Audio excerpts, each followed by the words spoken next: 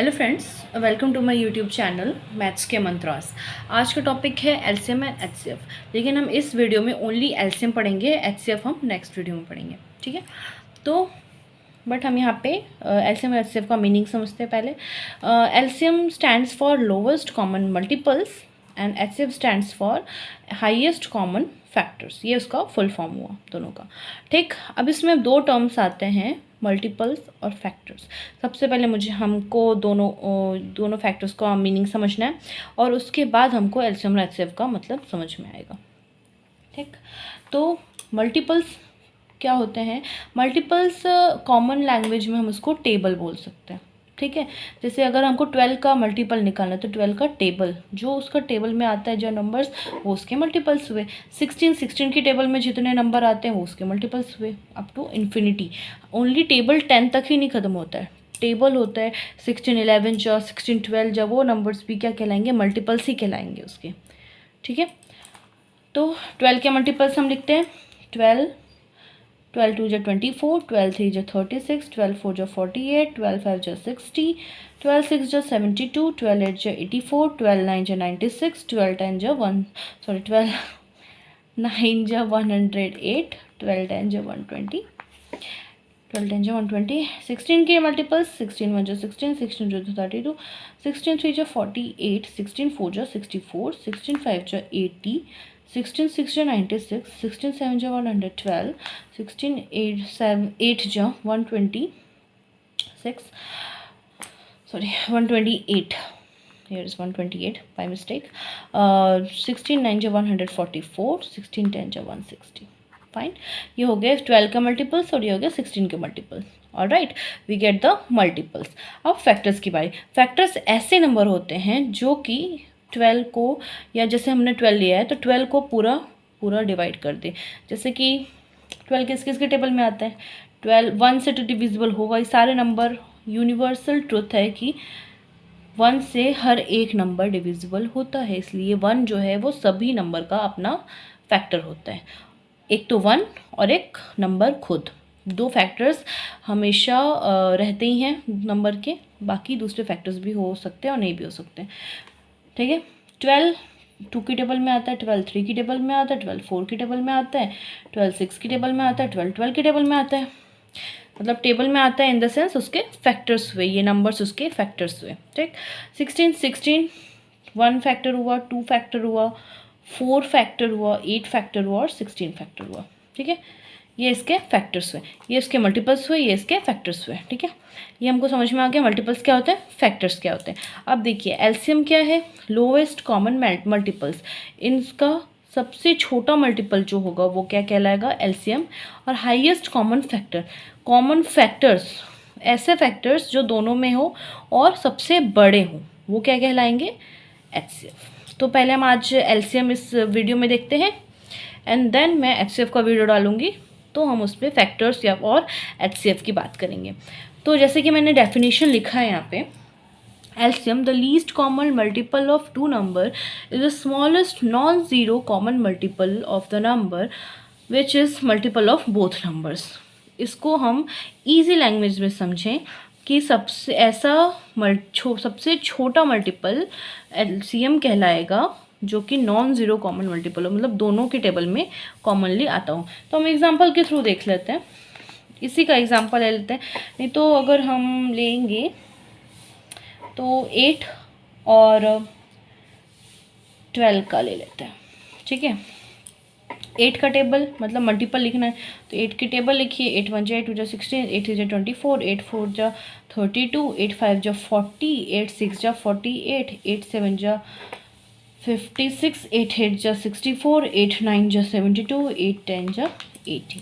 Then 12 12 1 जा 12, 12 3 जा 24, 12 3 जा 36, 12 4 जा 48, 12 5 जा 60, 12 6 जा 72, 12 7 जा 84, 12 8 जा 96, 12 9 जा 108, 12 10 जा 120।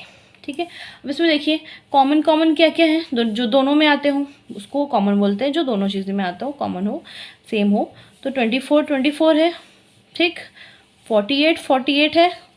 ठीक, 72 72 है, लेकिन हमको यहाँ पे क्या लिखा हुआ है, लोवेस्ट कॉमन मल्टीपल, मतलब सबसे छोटा, इनमें से सबसे छोटा कॉमन मल्टीपल कौन सा लग रहा है, 24 है ना छोटा, 48 से भी छोटा है और 72 से भी छोटा है, इसलिए हमारा आंसर क्या आएगा, 24।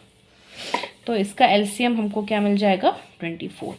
देखने से ही हमको ओनली टेबल लिख के और एलसीएम पता लग जाएगा, लेकिन ऐसे बहुत सारे नंबर होते हैं, जैसे बहुत बड़े बड़े नंबर आते हैं जिसके एलसीएम करने हो, उसके हम टेबल लिख के तो एलसीएम नहीं निकाल सकते ना, इसलिए हमारे पास एलसीएम निकालने के दो तरीके हैं, फर्स्ट प्राइम फैक्टराइजेशन मेथड और सेकंड डिवीज़न मेथड और लैडर मेथड भी उसको बोलते हैं। अब हम वन बाय वन दोनों मेथड्स को सॉल्व करके आपको बताते हैं, जो भी मेथड आपको इजी लगे उससे आप एलसीएम निकाल सकते हो। तो हम फर्स्टली प्राइम फैक्टराइजेशन मेथड देखते हैं, जिसके लिए हम एग्जांपल लेते हैं एक नंबर 8, 12 और 14 का। अभी हमने छोटे नंबर से स्टार्ट किया, तो प्राइम फैक्टराइजेशन करते हैं इसका। प्राइम फैक्टराइजेशन में तीनों का अलग अलग हम पहले सॉल्व करते हैं। यहाँ पे 8 लिखेंगे, यहाँ पे 12 लिखेंगे, यहाँ पे 14 लिखेंगे। अब हमको ये पता होना चाहिए प्राइम फैक्टराइजेशन मेथड लिखा है, ठीक है, तो मतलब यहाँ पे प्राइम मीन्स प्राइम नंबर से है, तो प्राइम नंबर हमको दो चीज़ें एलसीएम करते टाइम ध्यान में रखनी है, एक तो हमको प्राइम नंबर से करना है और एक प्राइम नंबर को असेंडिंग फॉर्म में करना है। असेंडिंग मतलब छोटे से बड़ा, ठीक है, प्राइम नंबर होना चाहिए और असेंडिंग में होना चाहिए। प्राइम नंबर सबसे छोटा प्राइम नंबर का है 2, फिर 3, फिर 5, फिर 7, फिर 11, फिर 13 एंड सो ऑन। इस टाइप से हमको यूज़ करना है प्राइम नंबर को। पहले हमको देखना है कि 2 से डिविजिबल होगा, नहीं होगा तब 3 पे, अगर नहीं होगा 3 से तो 5 पे, ऐसे करके जाना है। ये डायरेक्टली कूद के 13 से लगा दिए, ये नहीं हो सकता, ठीक है। तो पहले 2 से देखिए, 2 से ये नंबर डिवाइड होगा। अब आपको ये डिविजिबिलिटी रूल अगर आएगी तभी आप एलसीएम बहुत अच्छे से कर पाएंगे, इजीली परफॉर्म कर पाएंगे। और अगर आपने अभी तक डिविजिबिलिटी रूल नहीं पढ़ा है, नहीं देखा है, तो आप प्लीज़ मेरे डिस्क्रिप्शन बॉक्स में उसका लिंक दिया हुआ उस वीडियो का, आप ज़रूर उसको देखें और फिर उससे उसको मगअप करके फिर यहाँ पे आप एलसीएम परफॉर्म करने के लिए आ जाएं, ठीक है। देन अब 2 की टेबल, 2 से मैं बता देती हूँ, 2 से वही नंबर डिवाइड होते हैं जो 0, जिसके लास्ट में 0, 2, 4, 6, 8 हो। देखिए तो 8 है ही, तो 2 से डिवाइड होगा ही। 2 से डिविजिबल होगा कितने टाइम में, 4 टाइम में। अब 4 2 की टेबल में आता है कितने टाइम में, 2 टाइम में। फिर 2 किससे लाया जाएगा, 2 की टेबल से ही जाएगा, और ये कितने टाइम में जाएगा, 1। हमको ये प्रोसेस करनी है जब तक कि यहाँ 1 ना आ जाए, ठीक है। देन सेकेंड नंबर 12 2 की टेबल में आता है, लेकिन कितने टाइम में, 6 टाइम में। फिर 2 की टेबल में आता है कितने टाइम में, 3 टाइम में। फिर 2 की टेबल में नहीं आता है 3, तो 3 कितने टाइम में टेबल में आता है, 3 की टेबल में, जो कि 1 बार में आता है। ये भी कंप्लीटेड। एंड 14 2 की टेबल में कितने टाइम में, 7 टाइम में। अब 2 से तो होगा नहीं, 3 से भी नहीं होगा, 5 से भी नहीं होगा, 7 से होगा, तो 7 लिखिए यहाँ पे और यहाँ पे 1 डाल दीजिए। 7 टाइम में, 1 टाइम में आता है। अब हम इसको लिखेंगे यहाँ पे 8 12 14 इक्वल टू। अब इसको पूरा लिखिए, 2 multiply by 2 multiply by 2 multiply bye 1। इसको लिखेंगे 2 multiply by 2 multiply by 3 multiply by 1। इसको लिखेंगे 2 मल्टीप्लाई बाय 7 मल्टीप्लाई बाय 1। अब देखो कॉमन क्या क्या है, तीनों में आ रहा है 2, ठीक, इन दो में आ रहा है 2, ठीक है, और कुछ कॉमन 1, ठीक, और कुछ कॉमन नहीं है। तो जो कॉमन आए हैं, जो सेम आए हैं, उसको हम लिखेंगे ओनली 1 टाइम 2। फिर ये आया है तो इसको 2, ये आया है तो उसको 1, एक एक बार लिख दिया। अब जो बचे हुए नंबर्स हैं उसको लिख दो एज इट इज़ और कर दो मल्टीप्लाई। 2 2 जा 4, 4 1 जा 4, 4 2 जा 8, 8 3 जा 24, और 24 3 जा तो 7 जा 24 7 जा 7 4 जा 28, 2 7 जा 14 15 16, कितना आया 168 is the answer. Great. Okay, एक और एग्जांपल देख लेते हैं। अगर हमको दो ही नंबर का निकालना हो HCF तो क्या करेंगे? Question number A and question number B. हमने ले लिया दो नंबर जैसे कि 24 और 30, ठीक है। अब टू नंबर्स का प्राइम फैक्टराइजेशन मेथड से ही करना है अपने को। 24 और 30 2 से डिवाइड करो, 2 की डिवाइड मतलब 24 हमको पता नहीं कितनी बार में आता है, तो क्या करेंगे हम? डिवाइड करेंगे। 2 की टेबल में 1 टाइम में 2 आता है, प्लस 2 टाइम में 4 आता है, 12। हमको ये पता है 2 की टेबल में 12 आता है, कितने टाइम में? 6 टाइम में। अब 6 कितने टाइम में आता है 2 की टेबल में? यहाँ पे लिखेंगे 3 टाइम में आता है। अब 3 तो 2 की टेबल में आता ही नहीं है, इसलिए यहाँ पे 3 से टेबल से लगाएंगे तो कितना आएगा? 1, ठीक है। अब 30 की बारी। 2 की टेबल में कितनी बार में 30 आता है? नो आइडिया, तो 2 से इसको डिवाइड करेंगे, कितना आएगा? 1, 0 उतारो, कितना आएगा? 5 टाइम में 10, 15 लगाया। 15 2 की टेबल में आता नहीं है, तो क्या करेंगे? 3 की टेबल से देखेंगे, तो 3 की टेबल में कितनी बार में आता है? 5 टाइम में।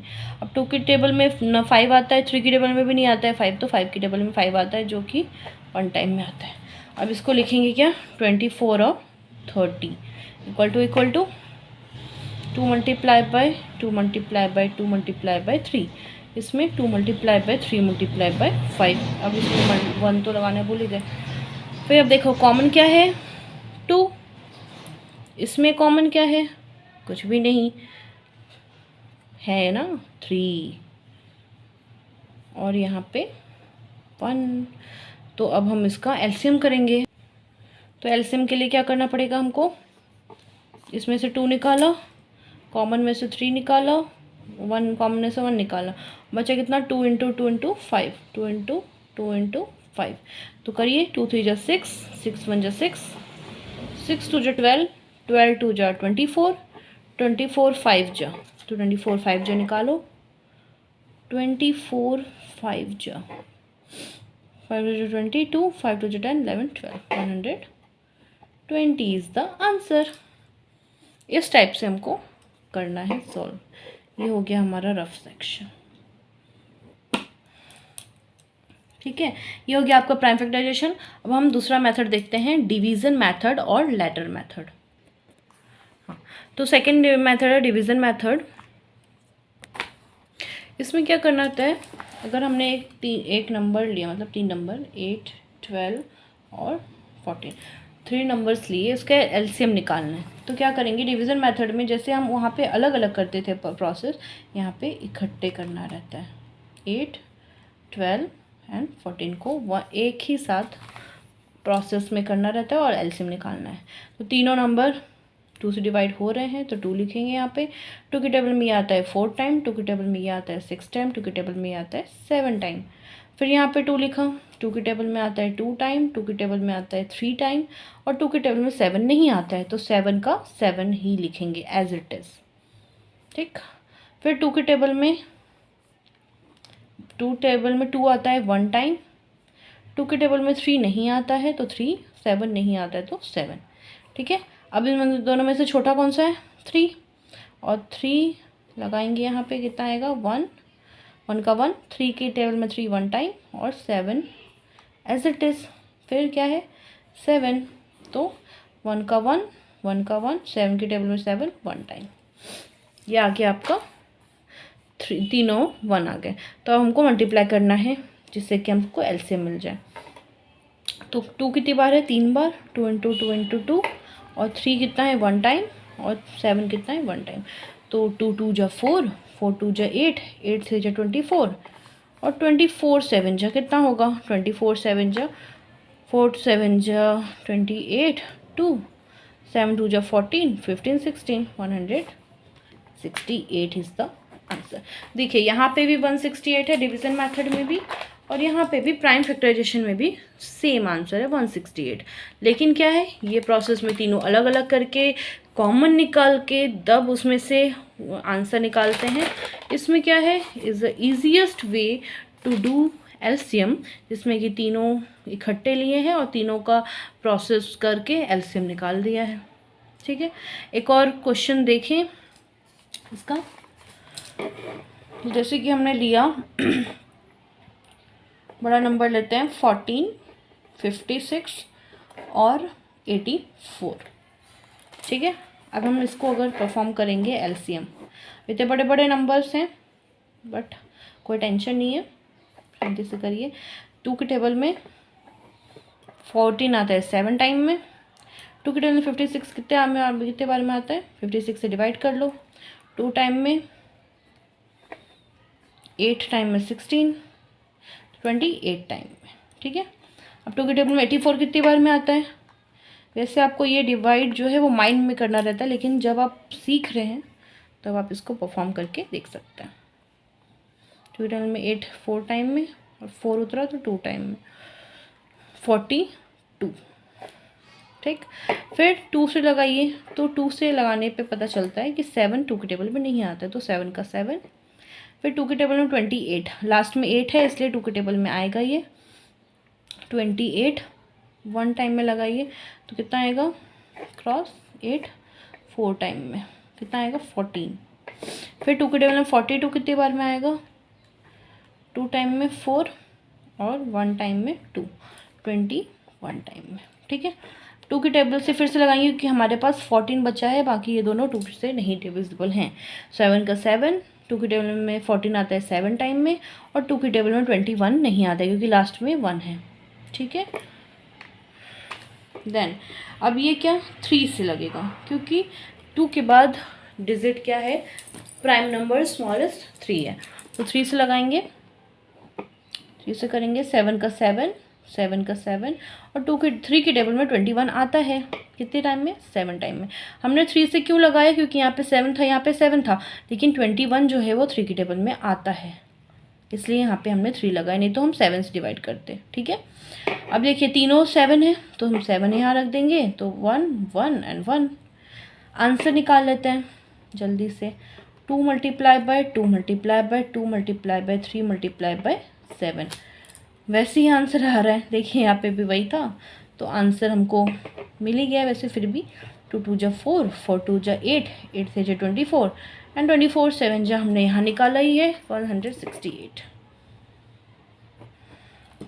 बाय कोइंसिडेंस दोनों का आंसर सेम है, लेकिन देखिए प्रोसेस पे ध्यान दीजिए। इसमें एक खट्टे एलसीएम करना रहता है और प्राइम फैक्टराइजेशन में मतलब पहले डिवाइड करके कॉमन निकाल के फिर एलसीएम निकालते हैं, ठीक है। तो आपको जो भी रूल अच्छा लगे उससे आप एलसीएम निकाल सकते हैं विदाउट एनी कन्फ्यूज़न। बस प्रैक्टिस करते रहिए एलसीएम का, जिससे कि आपका एलसीएम प्रॉपर आ जाए answer, because practice make a man perfect. So stay tuned with my channel. Please like, share and subscribe. Thank you.